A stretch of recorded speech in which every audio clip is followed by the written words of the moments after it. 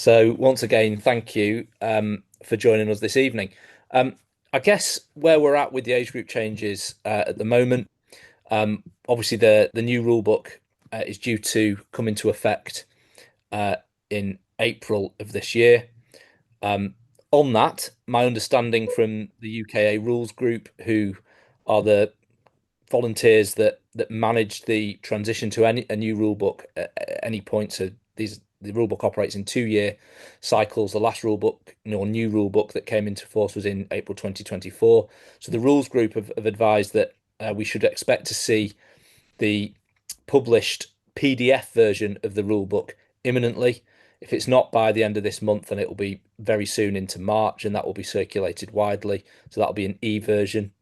We at England Athletics have also produced some pocket-sized Z cards, so sort of like accordion style credit card sized cards with key updates to the rules that relate to the age group changes. They are due to be available very, very soon, and we'll get those distributed as far and as wide as we can, largely around the officiating community. But again, that detail will be published via the website and signposted via newsletters. So, from a rule book point of view, that will be um, that will be available imminently. Um, just let's a couple more people into from the waiting room. Um, so, if there are any specific questions about the rule book, we can come to those in a moment. I guess another area that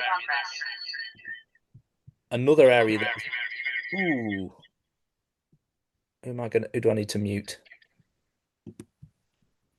Uh, yeah, another area that probably people will have seen an update on since the last one of these sessions, and uh, certainly previous discussions is around English schools, and we've had a number of questions around English schools over the last few months.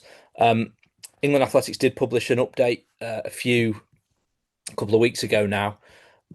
It does appear that English schools are going to change to the new age groups from the end of this coming track and field season ahead of 2027. So we'll have full alignment with them next calendar year. This year, though, they have stated that they're going to run the existing age groups, the junior, intermediate, and senior boys and girls that align with the odd age groups, that 13s, 15s, sorry, the 15s, 17s, and 19s as it is in schools. What we have agreed though is that in hurdles events, they will run the new even age groups with the new hurdle specifications. Um, and so hurdlers won't be expected to shift from one hurdle height and race distance to another, depending on whether they're in a school or if you like, a club environment. What they haven't said though is that they're going to change for throws and do the same for throws. They will use the new specifications, but the old age groups. For a full detail of what the English schools have decided and how that's going to work, I'd recommend uh, checking that piece on the England Athletics website and probably getting in touch with your local county schools association um, if you've got any specific questions about how they plan to operate. There is an ongoing discussion around licensing and whether for those events uh, they will get a license, and that process is ongoing. There's not really an awful lot I can say about it at this moment in time until they've submitted their risk assessments and all the rest of it. So, not an ideal situation for this year when it comes to English schools. I think imminently there'll be an announcement that there's some funding available to county schools associations and others that wish to put on additional events uh, for young people to qualify for English schools. Um, so if you take an example of a first year under 18 400-meter runner, there'd be a final year under 17 300-meter runner in a schools environment, and they need races to run the qualifying time in the 300. So there's funding available for county schools associations to put those uh, additional and others to put additional races on. Um, the other, well, we'll come on to questions, I guess, but there's usually some questions around um, under 12s and whether they're permitted to run or compete as under 14s, and the rule book will not allow that. So under 12s can't compete up as under 14s in licensed competition. But again, if we've got any specific questions about some of those areas, then we can get onto those imminently. Um, so I'm quite happy to open the floor. By all means, if you prefer to write your question, by all means use the chat function, and I will see that come in and answer it accordingly. And if you like to speak, you're very welcome to put your hand up using the raise hand function, and I will come to you. So Patrick's put in the chat, from what age group must athletes have an EA number for competitions? Um, I've been really focused on the transition from a rulebook perspective. My understanding is that in England it will be compulsory from under 12, um, in Wales under 10.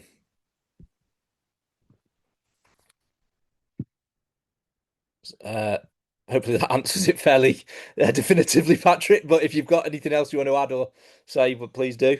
Yeah, please, on that, the under 12s, I know the new specifications have things like hurdles and javelin, Yeah. but everywhere I have seen, I'm in Oxfordshire, and every event I'm looking at locally and neighbouring counties, under 12s are quad kids. Yeah. So do they need an EA number, and will that go on the power of 10?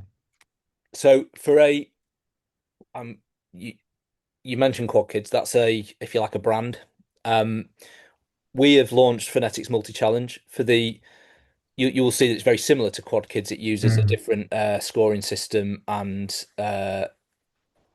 hopefully one that is easily accessible for affiliated clubs. It's free to affiliated clubs to access that app that helps run the meeting.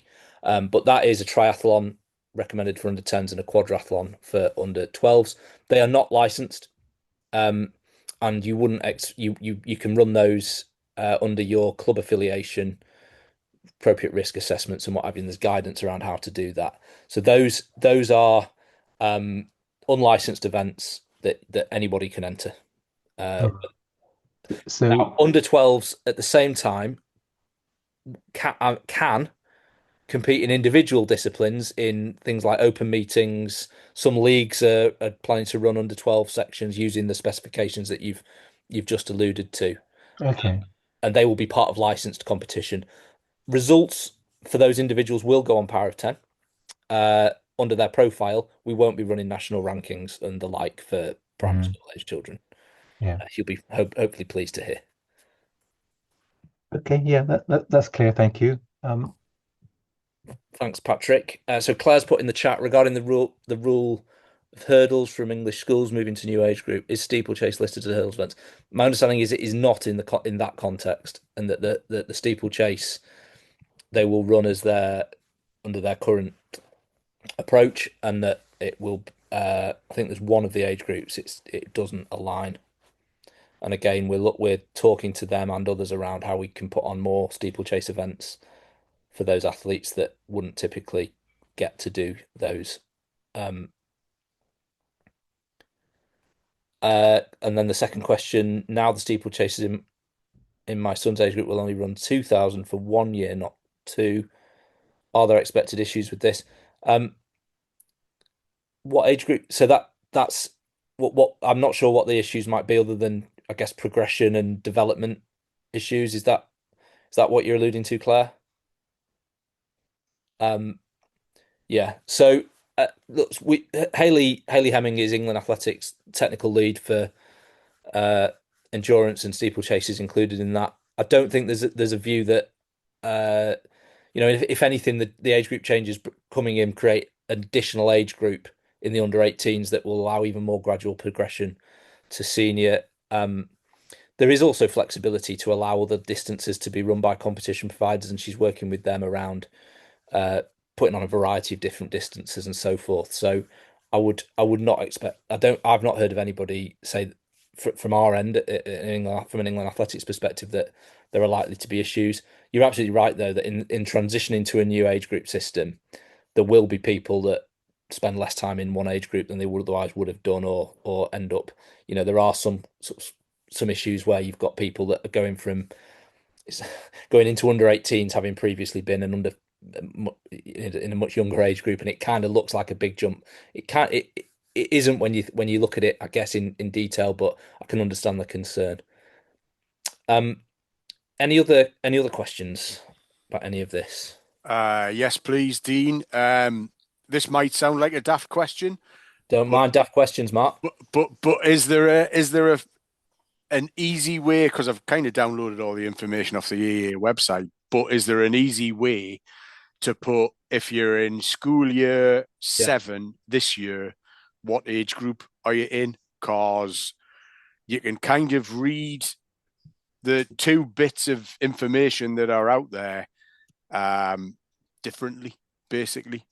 So I'm Um, after like an idiot's guide. If you're th- year 7, yeah, the Idiot's Guide, Mark, is it's un there's a clearer distinction now between. Oh, sorry, just let this next person in. There's a clearer distinction now between primary and secondary. So previously, an under 13 would be a year 6 in primary school and a year 7 in secondary school. So under 12s are year 5 and 6. Under 14s are year 7 and 8. Under 16s are years 9 and 10. And under 18s are years 11 and 12. And then you've got above that, it's under 20s and then the transition into seniors. So they're 2 year blocks. Under 14s being the youngest two secondary age groups, year 7 and 8, under 16s, year 9 and 10, and up. Um, the champion. re the That'll reason do we for me. don't, the reason we did put some stuff, there are some children that are not in the school year that their birth date would suggest they should be. They might have started, some parents opt to have their children start a bit later for school and so on and so forth. So in that situation, it is based on their date of birth rather than the school year. So just to be really clear, but for the majority of children, if you're in year 7 and 8, you're going to be an under 14.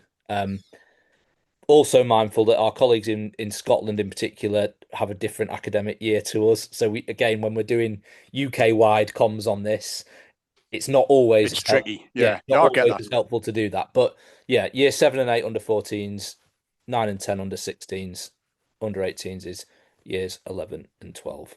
That's brilliant. Thank you. Um, Patrick, Yeah, thanks if I'm not hogging it too don't much. worry. So I'm a children's coach. Now, a child who is currently in year 6, Yep. they will be in under 12 on the 1st of April. Yes. Later in the year, 1st of October, they will be in year 7 and they'll become an under 14. Yeah. For the Uh, winter season and all through to the next summer season. yeah, and they will need an EA number. Um, in year 6, I don't think, well, I said earlier, locally, we will have a competition these children can do, which will go other than the quad kid type events. Yep. But do they still need well, they will need an EA number come the 1st of October Yep. when they're doing the cross countries and the Yep. following summer. Yep. But the EA number license fee goes in April to April Yep. rather than October to October. Yep. Are there any plans to bring the license year and the competition year in line to save that money for those new parents? It's a good question. It's not one that I've had asked of me before. It's not, it wouldn't be my decision anyway, as you can probably appreciate. Yeah, oh yeah, I was wondering I've you not knew. I've not heard that there are plans to do that, but I will certainly note it and put it to those involved in that. Um, I'll just make Yeah, thanks. That's the best. I'll drop it in the chat because I had it typed out. yeah, So you can cut and paste that and then brilliant. the questions there. Thank you very much. Thank you. So Patrick, once you put that in the chat, I will. In fact, you've already done it. So I will make sure that that is passed on to membership services and the colleagues tasked with Yeah, thanks, Dean. those decisions. Um, Excellent. Any further questions from anybody on the call or anything that anyone wants to put in the chat? I have a boy, birthday April 12th. This is now this. So the Charles, your son is born in April 2010, so he is currently in year 11 at school. I hope. my daughter was born in November 2010 and she's in year 10, so I hope I've got that right. So he will be a under 18 athlete, and he will have 2 years. This summer he'll be under 18 and he'll also be under 18 next summer. Um, Standards I couldn't comment on. I don't know whether entry standards are typically published at this point for England athletics events, and English schools that they manage their own standards. But in terms of the specifications, those are the ones that are on the website, and you'll be able to, if you click on, I'm going to put a link in the chat. If you scroll a little bit and say download technical information, you'll be able to see all of the, and that goes for anybody else for that matter. You'll be able to see all of the race distances, hurdle heights, and implement weights for each of the new age groups. But he'll be an under 18, and you'll see in there what it's I think relatively straightforward. If I'm not mistaken, it's the under 18's height is the same as it's we operate under World Athletics rules around those, but it's all there anyway. Any other questions? For those who've joined since the start, this is a Q&A session, so there's no presentation, there's no set agenda. It's colleagues have joined, they've asked some questions, and I'm trying my best to answer them. And where I can't answer them, I'm committing to coming back to you. So if you do have any questions, if you've joined a little bit later than 6 and you've got questions, by all means stick them in the chat or put your hand up, and I'll come to you.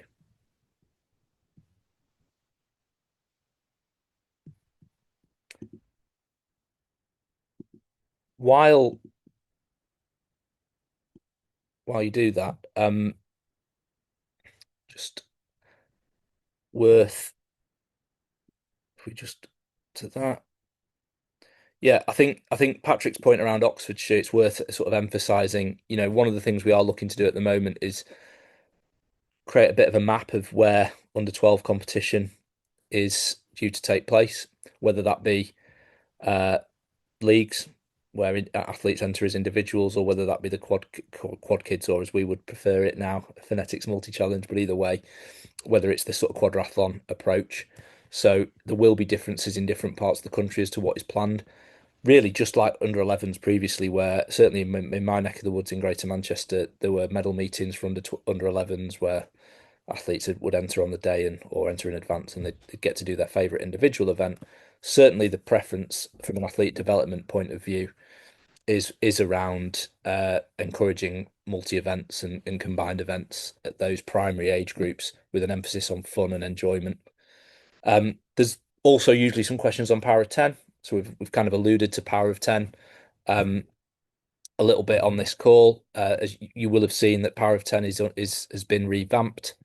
The new age groups will have their own new 2026 ranking lists.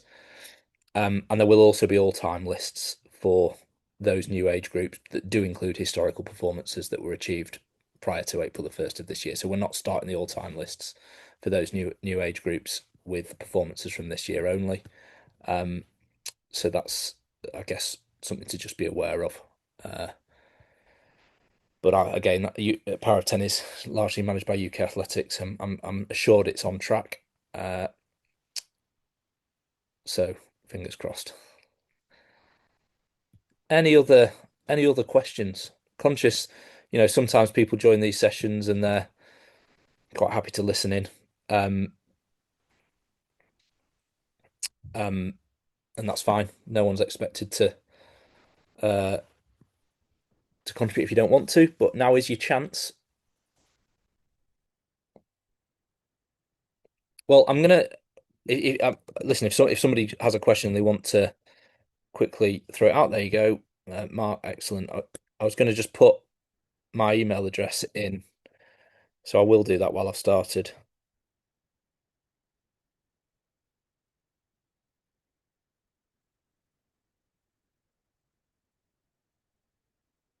Yeah. So any questions that you might have after this meeting that you wish you'd asked, or on reflection, wasn't clear, just drop me a note on that email address. Some of you will have had it previously, and I'll get back to you very really quickly with any answers to your questions. So it's trackandfieldproject@englandathletics.org. Mark said we're looking to do under 12 Fnatic events as an addition to the North East Youth Development League for this season. There were a few events run in 2025 as a test, which went well, and they'll be separate to the league and hopefully getting kids ready for the North East Youth Development League, which will be under 14, under 16, and under 18 comps.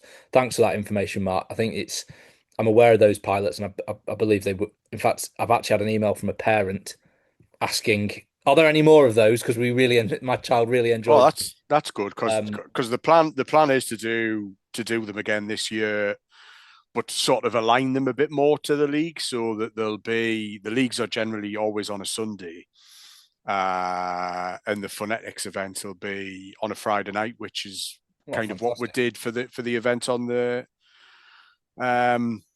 last year, and try and do them the same weekend. I think there's one weekend that we can't, that it'll be slightly separate, but yeah, so hopefully they'll go okay again this year.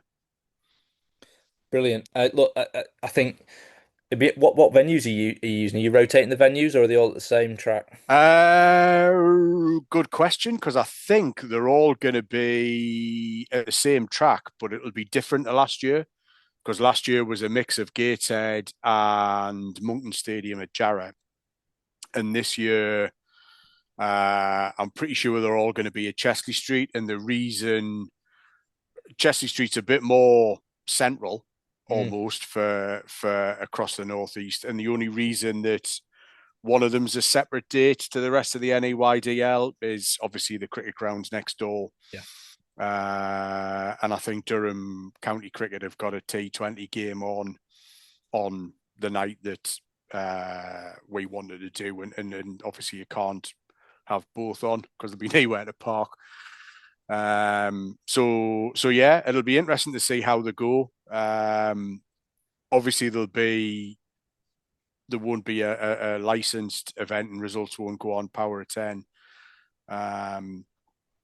But hopefully they'll still go as well as they did last year. Yeah, that's great to hear. For anybody who's on the call who is interested in finding out more about Fnetics Multi-Challenge, how to put one on, please use that email address, and I'll put you in touch with our youth competitions lead who will provide you with the guidance and resources to do it. As I said before, the roster system that scores it and manages entries is free to affiliated clubs, and we just set you up with a login. People are using these in part as internal club events. There were some really good events held last year, which clubs ran for their own athletes internally, ran them slightly separately from the club actually, so people on waiting lists could come and participate. And then others that ran them as county championships or as a league format or open meetings that anyone could enter. So really flexible. There's a bit more flexibility in it than in Quad Kids. That you can substitute some of the events for different events. And if you are interested or want to know if there's anything going on in your area, then do get in touch and we'll get back to you. Any other questions before we draw to a close?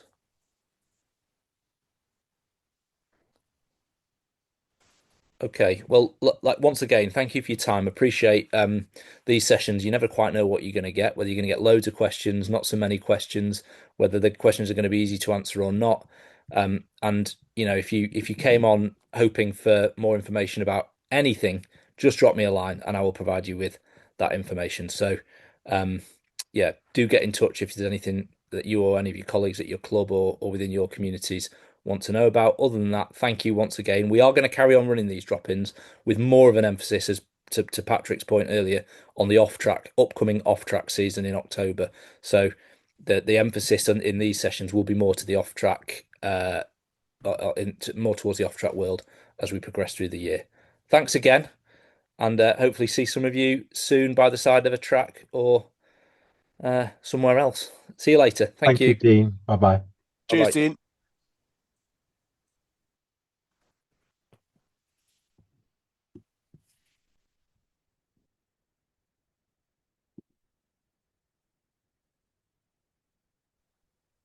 Cheers, Dean.